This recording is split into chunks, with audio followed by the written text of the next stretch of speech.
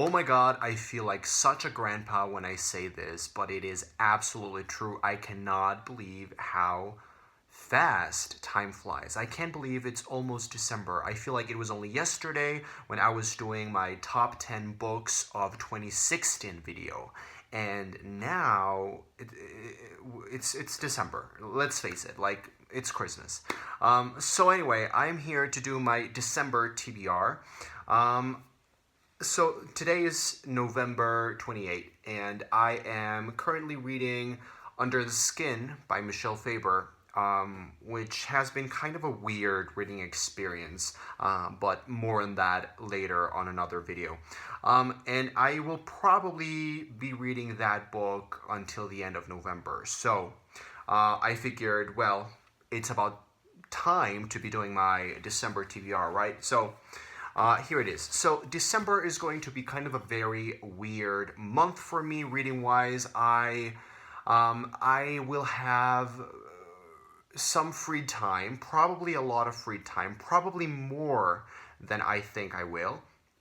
But it's going to be kind of an unpredictable month in general because I will be spending the first 2 weeks of December here in Mexico City, and then I am going to Argentina, and I will be spending 3 weeks over there. So I will be there for the last 2 weeks of December and the first week of January 2018. So I honestly don't know what to do, what to make of it. I will probably carry a lot of these books in my bag to Argentina. Hopefully, I will get a lot of reading done during the flights, and I will probably be spending a lot of very calm, nice, warm afternoons at the park, and very chill reading times over there in Buenos Aires. So, Buenos Aires, I feel like such a fake person saying that in English. Buenos Aires, Buenos Aires. So, anyway, first I have 4 books that were actually part of my November TBR, but I will not be able to read them in November, so I'll just have to push them to my December TBR, and those are, very quickly, The Bluest Eye by Toni Morrison, The Railway Children, which is, middle grade, so this will take like 2 days or 3 days. The last installment in a series of unfortunate events, which again, it's very short, it's middle grade, it will take like 2 days, 3. And finally, not this huge, gigantic volume, but one of the novels, one of the Sherlock Holmes novels, which is The Sign of Four, which I believe is the second novel in the Sherlock Holmes canon. So that is what I should be reading in December that I should have read in November, but I didn't. And now the books that I actually have scheduled for December. Now, like I said, bear in mind that I will be spending 3 weeks, well, 2 weeks of my December and 1 week of January traveling in Buenos Aires, Argentina. So I don't know what I will be doing. I don't know how much time I will have available to dedicate to actually sitting down and reading. I figure probably a lot because I am not very adventurous. I'm not going on, very thrilling adventures and exciting experiences. I'm probably just gonna go and visit and do all the touristy things because I've never been to Argentina, to Buenos Aires. But I will probably dedicate some time to reading anyway. I always do, and regardless of that, the flights are incredibly long, and I like to read when I am flying. So, I have 1, 2, 3, 4, 5, 6, 7, 8 books in my December TBR, and let's see how much of this I can accomplish in December. So the first one is very short, Of Mice and Men by John Steinbeck, and this is a classic. and it's one of those books that I've always wanted to read. I've always wanted to read Steinbeck. I never have read Steinbeck before, and I do want to read what is it? East of Eden. But before I get into that bigger project, I want to try his prose out in this.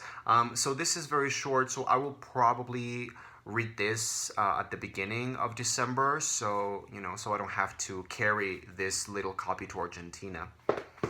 Then I will probably read The Final Empire by Brandon Sanderson right here, which is book 1 in the Mistborn trilogy. I think I am going to buddy read this with Nathan, my booktube husband, Nathan, Nathan James, hello.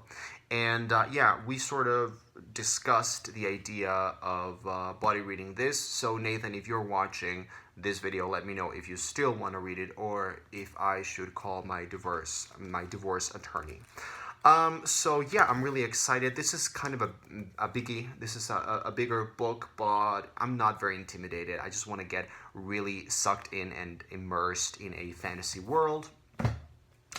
Then I have another novel that I will probably be reading before I go to Argentina, and that is The Sense of an Ending by Julian Barnes. This won the Man Booker Prize in 2011, and it was a gift from one of my students, one of my ex-students, former students, and yeah, I just really want to read it. I would never have picked this up myself, but I am actually quite interested reading the synopsis, and also the mere fact that it won the Man Booker says a lot, and it's a prize that I usually really like. And I think they made a movie out of this. I'm not sure, but anyway. So those are the books that I will be reading before, pre-Argentina, and then the books that I have sort of scheduled for the trip during Argentina are only 5, and I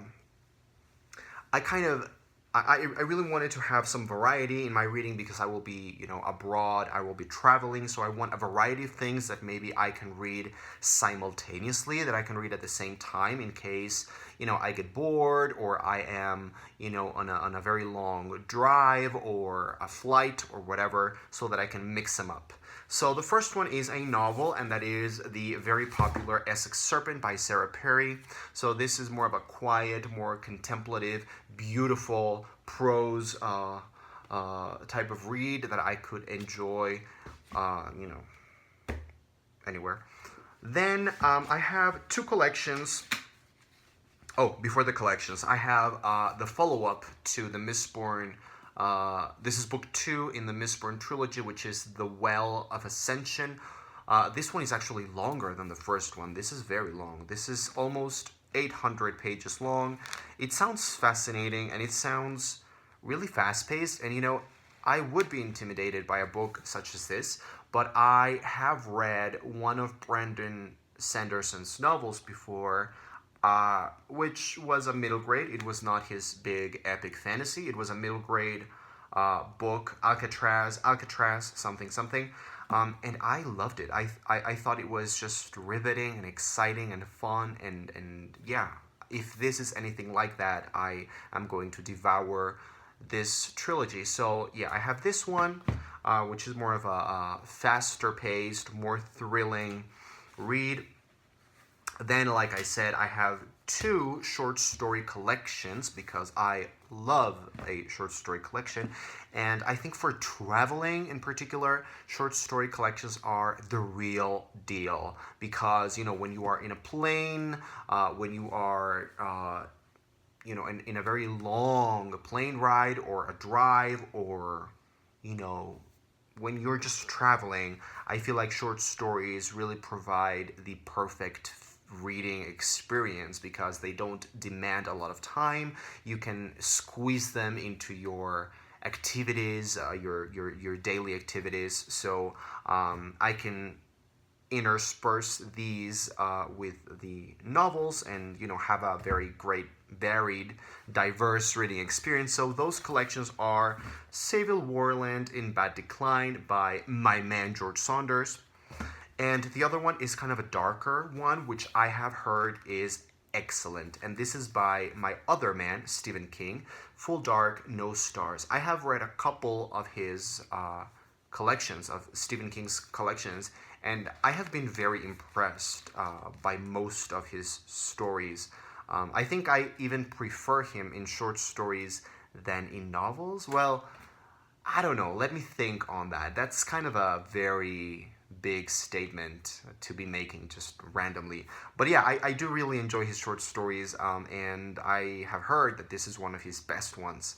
And then I have another novel, which is kind of the most intimidating one, I should say, because it's the longest one. Well, it's not the longest one. I think The Well of Ascension is longer, but this one is long. It's almost 600 pages, and it just sounds like it's going to be more complex than the rest, and that is Sarah Waters' Fingersmith.